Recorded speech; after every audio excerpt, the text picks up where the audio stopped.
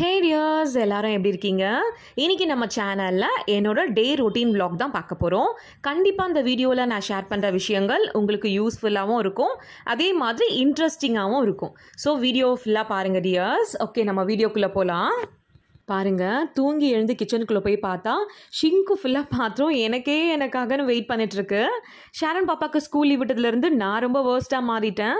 ஏன்னா ஷாரன் பாப்பாவுக்கு ஸ்கூல் இருக்கும்போது பார்த்தீங்கன்னா நான் நைட்டே எல்லா வேலையும் முடிச்சு இந்த பாத்திரத்தெல்லாம் கழுகி கிச்சனையே ரொம்ப நீட்டாக வச்சுட்டு தான் தூங்கவே போவேன்.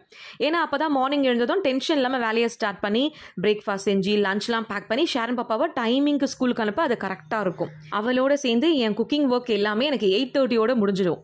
அவள் ஸ்கூலுக்கு போனேன் அடுத்த ஒரு 1 or 2 hours வீட்டை பெருக்க துடைக்க துணியெல்லாம் வாஷிங்கில் போடணும். என் எல்லா வேலையுமே ஒரு 10:30 முடிச்சுட்டு நான் ரொம்ப ஃப்ரீ ஆகிடுவேன். பட் ஸ்கூல் லீவ் விட்டதுலேருந்தே ஷாரன் பாப்பாவோட சேர்ந்து என் டிசிப்ளினுமே கெட்டு போன மாதிரி இருக்குது.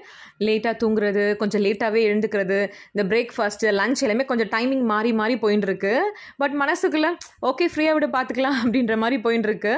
ஏன்னா என்னென்னா ஸ்கூல் ரீஓப்பன் ஆகிறதுக்கு ஒரு 10 days இல்லைன்னா ஒரு 1 week கூட போதும். அந்த 1 week முன்னாடி இருந்து நம்ம பேக் டு ஃபார்ம், நம்ம ரெகுலராக என்ன டைமுக்கு எழுந்துப்போமோ எழுந்து எப்படி நம்ம ஒர்க்லாம் பண்ணுவோமோ அதை ஸ்டார்ட் பண்ணிட்டோம்னா அவள் ஸ்கூல் ரீஓப்பனுக்கு அது கரெக்டாக இருக்கும். ஸோ எதுக்கு வீணாக இப்போ டென்ஷன் பண்ணிக்கிட்டு கொஞ்சம் லீவ் டேஸ் என்ஜாய் பண்ணிட்டு போவோமே அப்படின்னு சொல்லிட்டு போயின்னு இருக்கு. இங்கே பாருங்கள், இந்த மேடம் இன்னும் எழுந்துக்கல. 8, 9, 10 எவ்வளோ நேரம் விட்டாலும் தூங்கிக்கிட்டே இருக்க ரெடியாக இருக்கா. சரி, நான் ஒரு 8:30, 9 o'clock வரைக்கும் பார்ப்பேன். அதுக்கு மேலே சாப்பிடாம இருந்தால் எப்படின்னு சொல்லி போய் எழுப்பிடுவேன். ஒன்றும் இல்லை, ஜஸ்ட் கொஞ்சம் ஸ்டார்ட் பண்ணால் போதும் எழுந்துருவா. அவளை அப்படியே எழுப்பி விட்டுட்டு அடுத்து என்னோடய ஒர்க்லாம் பார்க்க ஸ்டார்ட் பண்ணிட்டேன். இன்றைக்கி மார்னிங் பிரேக்ஃபாஸ்ட்க்கு ஷாரன் பாப்பா வந்து இட்லியும் கார சட்னியும் வேணும்னு கேட்டிருந்தா. எப்போவுமே தோசைன்னு செய்கிற மம்மி, எனக்கு இன்றைக்கி இட்லி தான் வேணும் அப்படின்னு கேட்டேன். என்னமோ பிரியாணி வேணுன்ற மாதிரி. சரி ஓகே, இன்றைக்கி மார்னிங் அதே செஞ்சிடலான்னு ஒரு பிளானு. அதுக்கு முன்னாடி நமக்கு வந்து டீ ஆர் காஃபி ஏதாவது சூடாக குடித்தாதான் நம்மளால் சுறுசுறுப்பாக வேலை செய்ய முடியும். அதனால் பாலை வச்சுட்டு இன்றைக்கி என்ன டீ போடலாமா காஃபி போடலாமான்னு ஒரு யோசனை. ஏன்னா ஒரு 2 நாள் நான் காஃபி குடிப்பேன், ஒரு 2 நாள் டீ குடிப்பேன். சில பேருக்கு வந்து ரெகுலராக டீ குடிக்கிற ஹேபிட் இருக்கும். சில ஃபேமிலி வந்து ரெகுலராக காஃபி தான் அவங்க குடிப்பாங்க. பட் எனக்கு அப்படி இல்லை, ரெண்டுமே மாற்றி மாற்றி குடிப்பேன். ஸோ இன்றைக்கி பார்த்தீங்கன்னா காஃபி குடிக்கணும் போல் இருந்துச்சு. அதனால எனக்கும் டேடிக்கும் 2 காஃபி மிக்ஸ் பண்ணிவிட்டு கூடவே ஒரு பிஸ்கெட் பேக்கெட்டு. எனக்கு இதுவே பிரேக்ஃபாஸ்ட் மாதிரி ஃபீல் ஆச்சு. பட் இருந்தாலும் ஷாரன் பாப்பாவுக்கு வந்து காஃபி டீலாம் குடிக்கிற பழக்கம் இல்லை. ஸோ டேரெக்டாக எழுந்ததும் பிரேக்ஃபாஸ்ட் தான். லேட்டாக வேறு எழுந்துக்கிறான் இல்லையா, ஸோ எழுந்ததும் அவளுக்கு ரொம்ப பசிக்கும். அதனால கடன்னு காஃபியை குடிச்சிட்டு வந்து பிரேக்ஃபாஸ்ட் செய்ய ஸ்டார்ட் பண்ணிட்டேன். இன்றைக்கி ஷாரன் பாப்பா கேட்ட மாதிரி இட்லியும் கார சட்னியும் தான் செய்ய போகிறேன். மாவு வந்து நேற்று நைட்டே அரைச்சி வச்சுட்டு தான் வந்து படுத்தேன். எப்போவுமே மார்னிங் எழுந்து பார்க்கும்போது மாவு வந்து அப்படியே கொஞ்சம் பொங்கி வந்திருக்கும். இன்றைக்கி பார்த்தா நான் எப்படி அரைச்சி வச்சேனோ அதே மாதிரி தான் இருந்துச்சு. அப்போ இட்லி எப்படிடா வரப்போகுதுன்னு நினச்சிட்டே செஞ்சு பார்த்தேன். பட் இட்லி எப்பவும் போல் சாஃப்டாக தான் வந்துருந்துச்சு. அது ஏன்னு தெரியலை. ஒருவேளை சென்னையில் வந்து ஒரு 2 நாள் கிளைமேட் கொஞ்சம் சேஞ்ச் ஆச்சு, அதனால இருக்குமோ என்னமோ. அப்புறம் பிரேக்ஃபாஸ்ட்லாம் ரெடி ஆனதும் சாப்பிட்டு முடிச்சு ஒரு 30 minutes கேப் கொடுத்து உடனே நான் லஞ்சும் சமைக்க ஸ்டார்ட் பண்ணிட்டேன். ஏன்னா இப்போல்லாம் கொஞ்சம் எழுந்துக்கிறது லேட்டுன்றதுனால பிரேக்ஃபாஸ்ட்டே லேட் ஆகுது. இன்னும் லஞ்சு கொஞ்சம் லேட்டாக சமைச்சோம்னா அது சாப்பிட்ற டைமிங் கொஞ்சம் லேட் ஆகிடும். சரி ஓகே, பிரேக்ஃபாஸ்ட் தான் கொஞ்சம் லேட் ஆச்சு, லஞ்ச் அது கரெக்ட் டைம் சாப்பிட்ருவோன்னு சொல்லி உடனே சமைக்க ஸ்டார்ட் பண்ணிடுறது. இன்றைக்கி என்னோடய சமையல் வேலையை பார்த்துக்கிட்டே அப்படியே டெய்லி ஏதாவது ஒரு டாபிக் எடுத்து உங்களோட பேசிக்கலான் இருக்கேன். ஏன்னா நீங்களுமே என்னோடய டெய்லி ரொட்டீன் மட்டும் பார்க்குற மாதிரி இல்லாமல் நானும் நீங்களும் சேர்ந்து பேசிக்கிற மாதிரி ஒரு ஃபீல் இருக்கும். என்னோட கருத்துக்கள் ஒரு வேளை உங்களுக்கு யூஸ்ஃபுல்லாக இருக்கலாம், இல்லை இதை பற்றி நீங்கள் என்ன நினைக்கிறீங்கன்னு என்னோட கமெண்ட்டில் பேசலாம். ஸோ 2 சைட்லுமே பேசிக்கிட்டு ஒரு ஃபீல் கிடைக்கும். அதனால தான் சரி நம்ம இன்னியோட டாபிக்குள்ளே போயிடலாம். நம்மள நிறைய பேர் நமக்கு பிடிக்குதோ இல்லையோ, நமக்கு விருப்பம் இருக்கோ இல்லையோ, ஆனால் மற்றவங்க சந்தோஷத்துக்காக மற்றவங்க என்ன நினச்சிப்பாங்கன்றதுக்காக நமக்கு விருப்பம் இல்லாத விஷயத்தை கூட செஞ்சுட்டு வாழ்ந்துட்டுருப்போம். இதனால் மற்றவங்க வேணும்னா சந்தோஷமாக இருக்கலாம், ஆனால் எப்போவுமே நம்ம சந்தோஷமாகவே இருக்க மாட்டோம். அதுக்காக நான் வந்து மற்றவங்களை சந்தோஷமாகவே வச்சுக்கக்கூடாது, மற்றவங்க விருப்பத்தையே மதிக்கக்கூடாதுன்னெலாம் சொல்லவே வரல. மற்றவங்களும் சந்தோஷமாக இருக்கணும், அவங்க விருப்பத்தையும் நம்ம மதிக்க தான் செய்யணும்.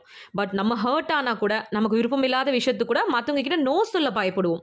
ஏன்னா நோன்னு சொல்லிட்டா நம்மளை இந்த பொண்ணு ரொம்ப ஆட்டிடியூட்னு சொல்லிடுவாங்களோ, இந்த பொண்ணு ரொம்ப மோசமான பொண்ணு நம்மளை சொல்லிடுவாங்களோ, இப்படிலாம் பயந்துக்கிட்டு நிறைய இடத்துல விருப்பமே இல்லாத விஷயத்துக்கு கூட அவங்க ஹர்ட் ஆகக்கூடாதுன்னு நோ சொல்லாமல் வாழ்ந்துட்டுருப்போம்.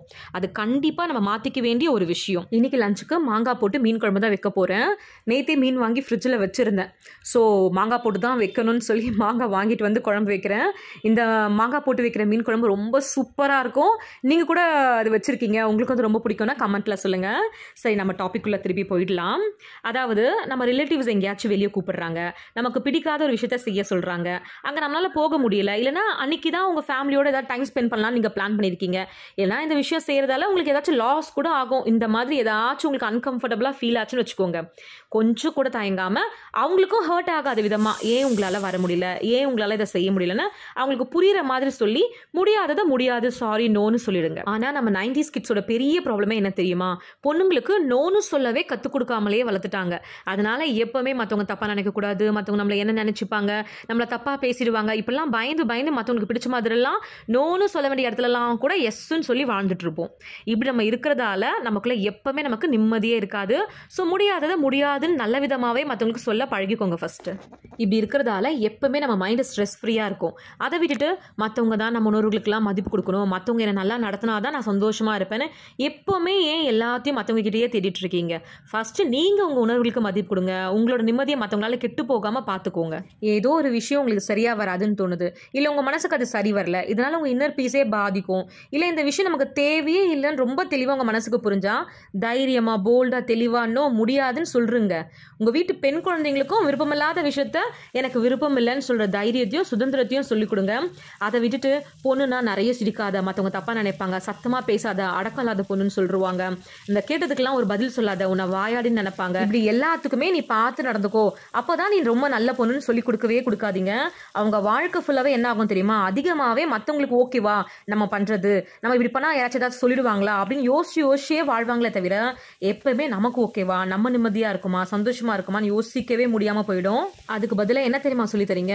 நீ யாரையும் ஃபர்ஸ்ட் ஹர்ட் பண்ணாத, உனக்கு பிடிச்ச விஷயங்கள் நியாயமானதான் யோசி ஃபர்ஸ்ட், அது சரியா இருந்தால் தைரியமாக செய்ய சொல்லி கொடுங்க, அதுவே போதும் அவங்க நல்லவங்களா வாழறதுக்கு. ஏன் இன்னைக்கு நான் அந்த டாபிக் எடுத்து பேசணும்னு நினச்சேன்னா, நான் மீட் பண்ணுற சில பொண்ணுங்க, சில லேடிஸ்லாம் பார்த்தீங்கன்னா அவங்க ஹவுஸ் ஒய்ஃப்ஸாக இருக்கலாம், இல்லை ஒர்க்கிங் உமன்ஸாக இருக்கலாம். பட் பார்த்தீங்கன்னா வெளியேருந்து பார்க்கும்போது நல்ல ஜாப்ல இருப்பாங்க, ஃபேமிலி கரெக்டாக பார்த்துப்பாங்க, எல்லா வேலையும் பர்ஃபெக்டாக செய்வாங்க. அப்போ ஆப்வியஸ்லி அவங்க ரொம்ப சந்தோஷமாக இருக்காங்கன்னு தான் நம்ம நினைப்போம். பட் அவங்களா பேசும்போது தான் தெரியும், அதில் முக்கால்வாசி பேர் வந்து கடமைக்காக ஏதோ என் தலையெழுத்து மாற்றவா முடியும் அப்படின்னு சொல்லி வாழ்ந்துட்டு இருப்பாங்க. அப்போது இதுக்கெல்லாம் ரீசன் என்னன்னு பார்த்தீங்கன்னா, அவங்ககிட்ட மணி ப்ராப்ளம் இல்லை, அழகான ஃபேமிலி இருக்குது, அவங்களுக்கு வந்து எல்லாமே பர்ஃபெக்டாக பண்ண தெரிஞ்சிருக்கு, இருந்தாலுமே நிம்மதி இல்லாமல் இருக்க ரீசன் என்னென்னா, நிறைய விஷயங்கள் வந்து அவங்க விருப்பப்படி இல்லாமல் அது எனக்கு விருப்பம் இல்லைன்னு கூட சொல்ல முடியாத நிலைமையில அவங்க வாழறதுனால தான். பெண்கள் எப்பவுமே நம்மளை விட அதிகமாக நம்ம குடும்பத்தை தான் நேசிப்போம், நம்மளை விட நம்ம குடும்பத்தை தான் அதிகமாகவே பார்த்துப்போம். ஸோ நம்ம குடும்பத்துக்கு நம்ம ரொம்ப முக்கியமானவங்க. அப்போது நம்மளோட இன்னர் பீஸ், நம்மளோட நிம்மதி நமக்கு ரொம்பவே முக்கியம், அது நம்ம குடும்பத்துக்கும் ரொம்ப முக்கியம். அதனால் எல்லாத்தையுமே மனசுக்குள்ளேயே வச்சுக்காம உங்களுக்கு எது கரெக்டுன்னு தோணுது, எது சரின்னு தோணுதோ அது இங்கே வெளியே நியாயமாக சொல்ல பழகுங்க. இதுவே நான் சொல்கிற எல்லாத்தையுமே ஒரு ஆணவமாக திமுறா மற்றவங்க பாதிக்கப்படுற விதத்தில் வாழணும்லாம் நான் சொல்ல வரலை. இந்த டாபிக் உங்களை யாருக்காச்சும் ஒருத்தருக்கு யூஸ்ஃபுல்லாக இருந்திருக்கும்னு நம்புகிறேன். உங்களோட பேசிக்கிட்டே அப்படியே என்னோட சமையல் வேலைலாம் முடிஞ்சிருச்சு. மாங்காய் மீன் குழம்பு சூப்பராக இருக்கும், நான் போய் சாப்பிட போகிறேன். இந்த வீடியோ உங்களுக்கு ரொம்ப பிடிச்சிருக்கும்னு நம்புகிறேன். நீங்கள் என்ன மோட்டிவேட் பண்ணணும்னு நினச்சிங்கன்னா ஒரே ஒரு லைக் மட்டும் பண்ணிட்டு போங்க. இல்லை நம்ம சேனல் நீங்கள் இப்போ தான் ஃபர்ஸ்ட் டைமே பார்க்குறீங்க அப்படின்னா மறக்காமல் சப்ஸ்கிரைப் பண்ணிவிட்டு லவ்லியாக ஒரு கமெண்ட் மட்டும் போட்டு போங்க. நம்ம நெக்ஸ்ட் வீடியோவில் மீட் பண்ணலாம். பாய்.